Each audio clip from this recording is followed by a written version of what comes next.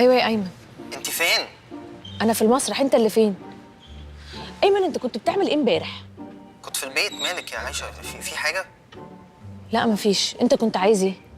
اصل في حاجه كده حصلت، كنت عايز احكي لك عليها. ايه؟ حد بيهددك انت كمان؟ ايه ده؟ ليه حد ممكن يهددني اصلا؟ مالك يا عايشه؟ بس في ايه؟ مفيش. هخلص طيب المسرح واجيلك. يلا باي.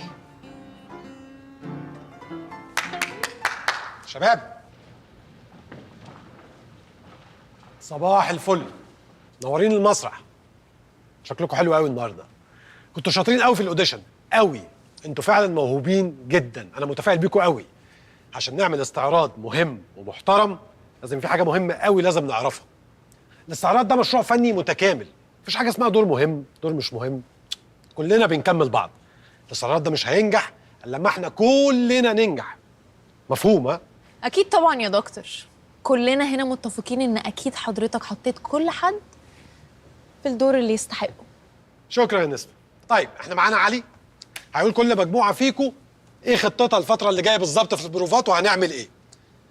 بس طبعا في حاجة أخيرة لازم نعرفها. هتموتوا وتعرفوا مين بطلة الاستعراض السنة دي. ها؟ نقول ولا كمان شوية؟ قول يا دكتور ما تتكسفش.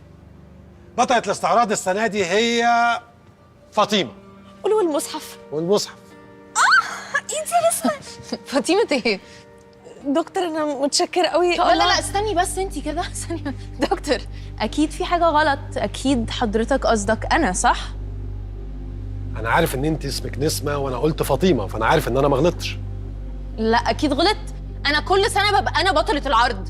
دي واحدة كلنا لسه عارفينها أول امبارح. أنت بتقول إيه؟ طب استأذنك الأول، ممكن توطي صوتك وتهدي؟